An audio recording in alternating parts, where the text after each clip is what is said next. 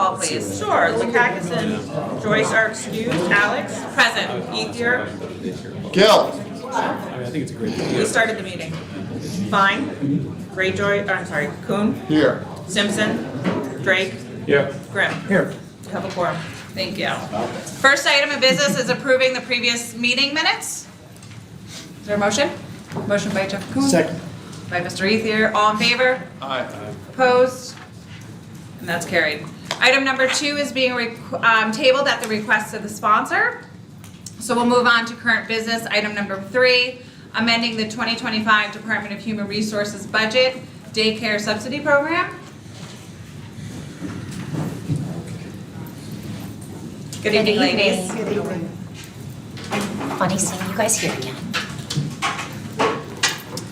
So we're looking to increase the 2025 budget appropriation for the county contribution for the Little Sprouts Daycare that is located at Shaker Place. The increase will be $150,000. It is a budget neutral appropriation. Again, this is a budget neutral amendment that will ensure adequate funding for the remainder of the 2025 budget year. The benefit continues to assist in attracting and retaining talent for Albany County and create a productive and loyal workforce. Right now, the current enrollment for the daycare is 47 children. What was that? 47 children, so we're assisting, 47 employees, both countywide, make up of countywide and Shaker Place employees, which has tremendously helped our staffing at Shaker Places. Are there any questions from members? Mr. Drake? Hi, welcome. I Question. knew you were going to ask a Well, question. I do have a question about that with the daycare. So it is open to all the county employees. Yes. Do you know what percentage of the nursing home employees are taking advantage of that? So in other words, the floor nurses and then the LPNs, or not the LPNs, I can get back to you. the patient care. I can get back to you with that. I was really curious to see how that's like, how that's really, what that numbers is helping us, in other words, or is it more of a daycare? Secondary, are there qualifications for income for use by the county employees, or is it open to anybody who works for the county? So it's open to anybody that works for the county, but your subsidy is prorated based on what your income is. Do you know what the fees are with no subsidy? I can get back to you on that. Yeah. Okay, so is there an income threshold set then for subsidy, or is it just like Section 8 where it just kind of slides? It's a sliding scale. It's a yeah. sliding Okay, scale, yes. and does it take into consideration the family income or the household income, or just the? Just what the employee salary is, not the household income. Okay, so as the popularity grows, do you think there might be more emphasis on household income to sort of start like primary? Because my concern would be, I'd like to give this to the people who are most in need. Right. And so if I have a person making $20 an hour there and they may qualify, but their spouse is making, $150,000 a year, I would rather give that to somebody like a single mom or whomever over, in other words, we only have so many spaces. We don't look at that right now, but the Department of Social Services does offer that sort of subsidy, and that is on our questionnaire. You do have to answer whether you get additional subsidy benefits from other agencies like Department of Social Services or anything like that. So that would be an indicator essentially? Yes. Yeah, okay.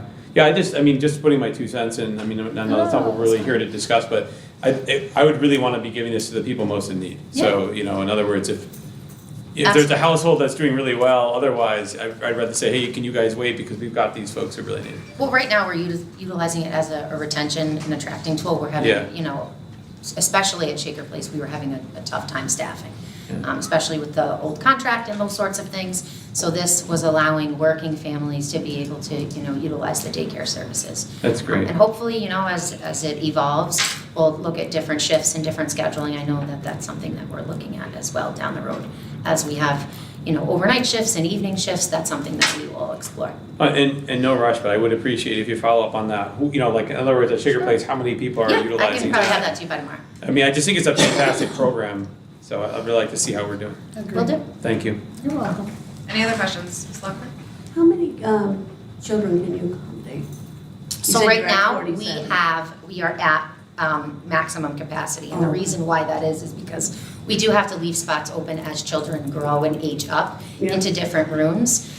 There needs to be positions open in each room. Like, for example, we have 4 children that'll be upgrading rooms as of November 1st, from one room to another. Right. So that's, we have to look at that sort of thing. Thank you. Mr. Drake, did you, or I'm sorry, Mr. Grimm. Oh, thank you, Madam Chair. A couple of years ago, 1 or 2 years ago, I think it was, the HR office expanded by 5 employees. And I said that was excessive, and I voted against it. But now, in order to fund this daycare, my understanding from the materials are that you want to eliminate 3.5 lines, 3 full-time and 1 part-time. How can that be, since there was such a need for employees in the HR department? I can't speak to 2 years ago. Emma and I are new in the commissioner and deputy commissioner role, and part of our initiatives have been to look at each position in HR and look at the importance of them. We've kind of, you'll see in next year's budget, we've kind of looked at pointing each position, the HRIS specialist, those sorts of things. So you'll see that in the coming year's budget, but I can't speak to, what was done. Well, it's 150,000 more than you anticipated. So that's going to obviously recur next year. Where will that money come from, given that those lines? Defer to Mr. Bradley.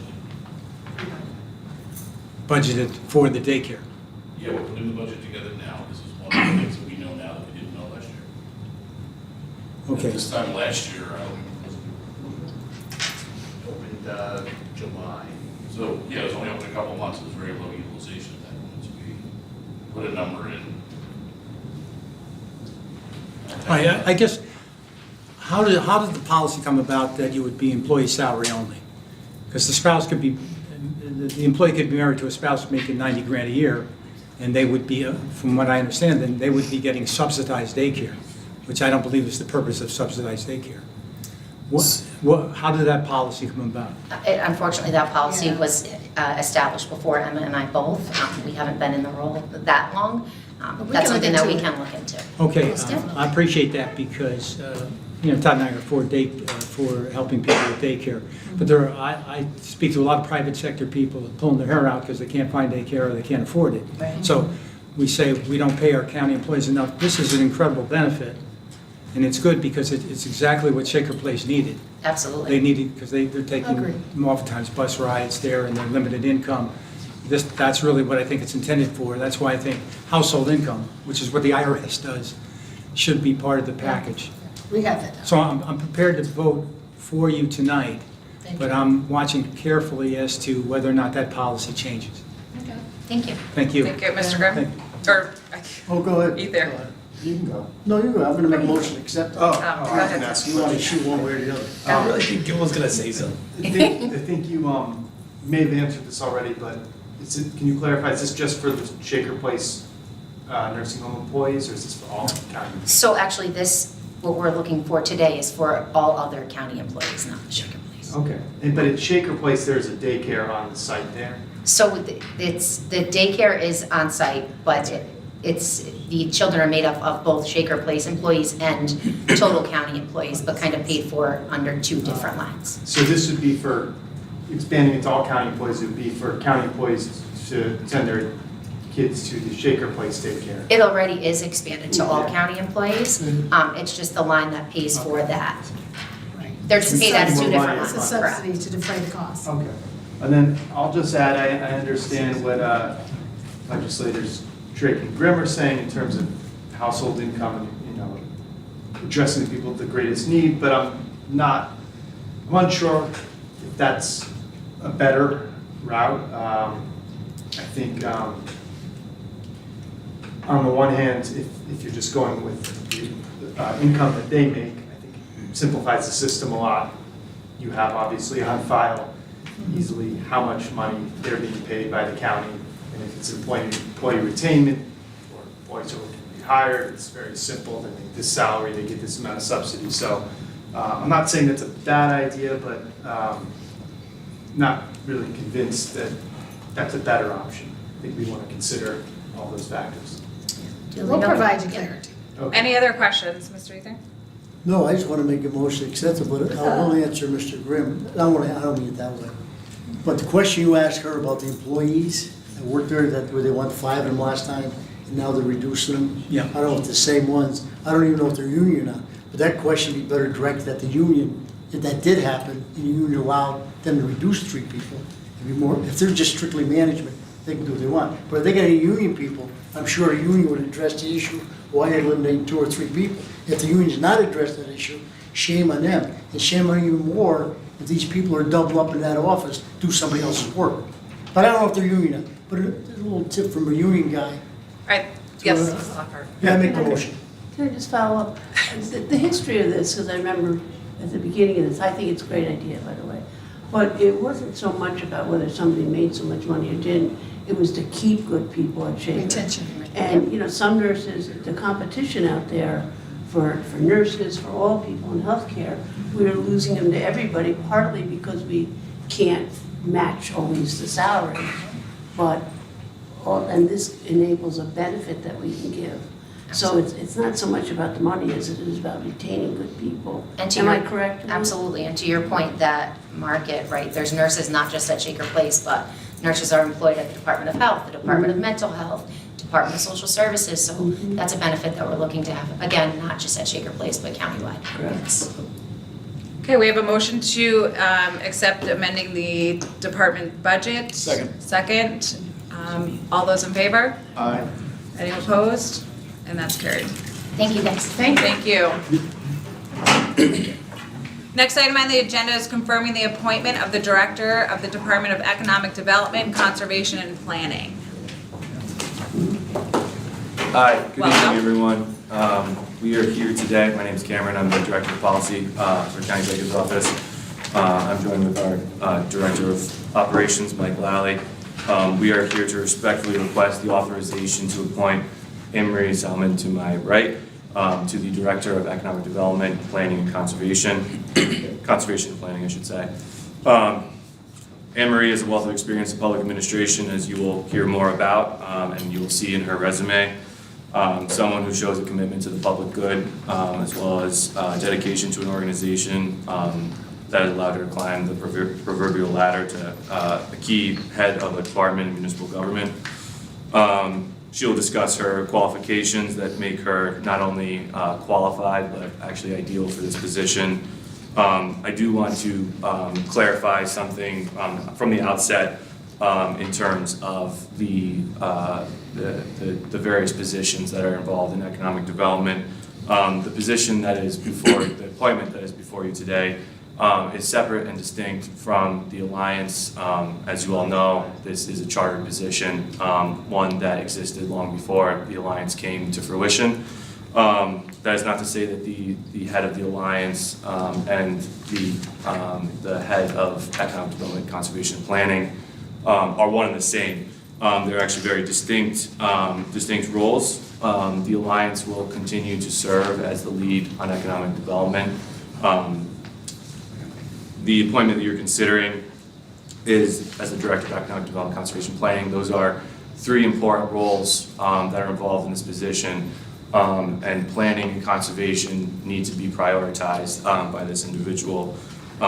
So the way we envision her role in this organization is working closely with the Alliance on economic development, but being a coordinating force instead of the lead on economic development.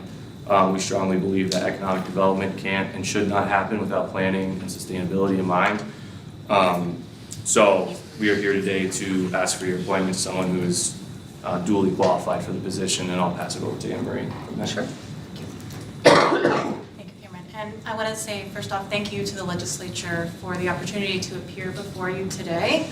I'm honored to be considered for the role. So my background combines fiscal management, community development, and sustainability. In Albany, most recently as the Commissioner of Administrative Services, I managed a $225 million operating budget and $245 million capital plan, making sure the city balanced strategic priorities with fiscal realities. These investments supported master planning and execution of major projects such as the Lincoln Park Pool and 2 new community centers that are currently being constructed. I also oversaw the city's ARPA fiscal recovery funds, where I supported the mayor and the Common Council on directing $80 million in ARPA spending and including creation of a $25 million grant program that supported our local community, small businesses, housing, and workforce development. And this was about really ensuring that federal resources had a true local impact. In my role with the city, I have had a lot of partnerships regionally, working with planning and transportation leaders on Vision Zero and ADA street and sidewalk planning, looking to improve accessibility and safety for the residents. I also have supervised, in my administrative role, the IT GIS team. I know there's a GIS component in all of this work, and making sure that data sharing between your economic development arm, your planning arm, your budget team, your engineering groups is cleaned up and efficient. On the sustainability side, I worked to establish a sustainability office, the first in the city, hiring and assembling the team, working on a $29 million project to purchase and convert the city's streetlights to LED technology.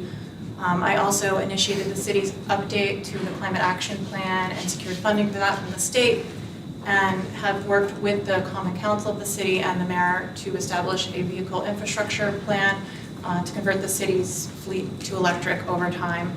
So, I have a lot of experience in a variety of areas, but I think how I've always approached my work in all of my jobs I've had is by bringing people together, local staff, state and federal partners, community leaders, business leaders, elected officials, to make sure our projects solve real problems and deliver real benefits for the local public.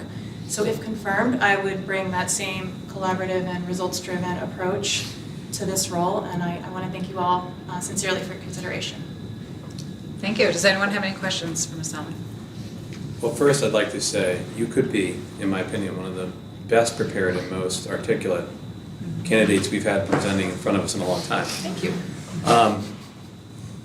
And thank you, Cameron, for clarifying on the position, because that was a question that I had. So cutting to that, on the planning side of things, is there anything, I mean, this is a softball obviously, but is there anything that vision-wise that you kind of are bringing with you that you'd like to see happen, that you think you can help us with to streamline and prioritize our projects? We have a lot of money to spend, probably 4 times what the city did, right? And, well, not to spend, but to manage. Is there just, can you give us an idea of your vision for the role and anything that has come to mind already? Yeah, I think I'm going to need to spend some time listening, meeting with you, meeting with the executive's office and other city employees, or county employees, to really understand, what are our priorities? What do people want? How are we building this together? But I would say my work in administration and planning are deeply connected, and that strong planning requires your ability to manage budgets, implement capital projects, develop those processes. I know there's a very tiny planning team right now, and with what the county and what you've all taken on, we need to build up the muscle internally to route stuff, to do it quickly, and to really deliver those results. So I would say the first 60 days is going to be listening, and I hope to meet with some of you when we do that. Would you characterize your planning work as business friendly, sort of working with the business community as well? I mean, not taking a lead on economic development, but in the planning purpose obviously takes into account private and public interests. What kind of experience do you have with that? So I currently, leaving the city, one of the priorities that I worked on was the ARPA grant funding, and part of that was delivering $2 million in business relief funds. So I worked very closely, and I have good relationships, for example, with some of the bids and with some of the local business community in kind of shaping, like, what does that policy side piece look like? How do we deliver for our residents, including our business community? And being on the ground in the community, talking to business owners, what kind of grant programs would help this, would help all of our agendas go through, what kind of policies do we need to look at together. So it's something I've done before, and obviously it would be different on a county level, but I'd be looking forward to starting to have those conversations. Thank you. Yeah, and I think to build off of what was already a great start, correct me if I'm wrong, I don't think we've had a comprehensive plan with the county for some time, if not As ever. far as I know. Yeah, so I think, as she said, she's got to hit the ground running and sort of get a feel for everything, but I think developing that long-term comprehensive plan over, like she said, we have a lot of projects, a lot of ideas, St. Rose is one of them, but a lot of the properties that we've acquired that we want to redevelop that are county-owned right now, I think creating a long-term vision for what all of that looks like is a great place for Anne Marie to start, and I think she's going to do great. In that planning process, do you think that you'll include business owners and the business community as sort of, maybe some round tables or that kind of thing? Absolutely. I don't think you can really come to the table without that constituency. So I think it's really bringing everyone there. It's your road residents of all types in all communities. It's your business community. It's your other electors. It's bringing these visions together, and the state, which I know is already happening, to look at where are those funding opportunities. But they are certainly a critical stakeholder. Yeah, and as I said before, Anne Marie would be working hand in glove with Kevin and the Alliance, and as you know, Kevin is very plugged in with the private sector and the local business community. So I really do see this role and Anne Marie coming in as a boost of energy to the Alliance, working together, not stepping on each other's toes, but really a complementary force for sure. So I think working with Kevin and the Alliance and the business community it's going to be very easy to do that. Thank you. Any other questions? Thank you, Madam Chair. Impressive resume, a lot of senior experience and accomplishment. But as I see it, 6.5 years with the City of Albany as a Commissioner in Administrative Services, 2 years as a Director in that department, 2 years with New York City Parks and Rec, 6 years with the New York City Roadrunner, which is a nonprofit. I don't see any business. Have you ever been in business? Yes. That's what I'd like to know more about, because this is economic development. So I left out some early career experience on my resume, but earlier in my career in New York City, I worked for a kind of mid-sized investment bank for Lazard Frères in their real estate group. So I was supporting different projects in that department, kind of a little bit of a marketing arm and administrative role, but I was in a front and center to some of the partners working on real estate in New York City and sort of the relationships that go with that and how you get business done in a completely different private sector environment. So I do have some early career experience in that. Okay, this one's for Cam on the separation on the Alliance position. The head of the Alliance came here as the Economic Development Director. He has maintained that role, has he not? To my understanding, it was a sort of dual role because we didn't have someone in this position, but the understanding was always that this position would eventually be filled by someone who could complement the Alliance and its director with a greater planning and conservation background. Wasn't the point, though, to create the Alliance? And by the way, we haven't just hired Kevin O'Connor. There's a number of employees. You may know do you know how many employees there are in Advanced Albany now? I couldn't tell you off the top of my head. I want to say there's a handful. Budget, so we could Well, some of find it, out. we do fund some of it. Some of it, Advanced Of Albany course. gets Yeah. it. So economic development. So we've put a ton of money already into economic development. We pay the head of Albany, Advanced Albany, $200,000 a year. So the question is, aren't we really talking about having 2 economic development directors, and why would we do that? No, you could. Yeah. So we are not, because this position is Director of Economic Development, Conservation, and Planning. We need the other 2 components, since Kevin O'Connor is fulfilling the economic development portion of the county, which has grown leaps and bounds with all of your partnership on funding the Alliance. We still need to focus on the planning portion. Back in 2009, 2010, that department was affected by a lot of buyouts, which was offered by the administration at that time. It was mid-level management that left, and this was essentially Kevin O'Connor and Laura DeGaetano, who you may remember, which were the sole 2. We've slowly been building that department back up because the planning is something that has just been overlooked for too long, and this position, Anne Marie's position, would be key in focusing on the planning, conservation, and sustainability, while Kevin retains the economic. Why is the title then Planning and Conservation at a lesser salary, frankly, than it would of Economic Development Director and those others too? Because the position is listed in the charter as such. Yeah, but I think if you really think about the name, right, because I think you keep referring to it as the Director of Economic Development, is also conservation and planning. That's 2/3 of the position is actually not economic development. But you can't do planning and conservation and sustainability in a vacuum. It always has to be grounded in economic development, and vice versa. So I think you need someone who can be a coordinating force in the economic development world, in planning, in conservation. You need someone like Anne Marie, who is a sort of Jack or Jane of all trades, that can bring all of these different players together, put them in the same room, make sure that we're on the same sheet of music and rowing in the same direction, to throw a bunch of analogies at you, metaphors. But yeah, so I just think, I think this role is so much more than just economic development, and we need Kevin to be leading the charge in economic development, but we need him to be working alongside Anne Marie to focus on the long-term planning and the sustainability efforts. So I think everyone, most of us here, think that we need to be investing in sustainability and planning for the future, especially when we're dealing with climate change and all of the hazard mitigation that we need to focus on. I mean, all these things are tied together inextricably. Mr. Ethier?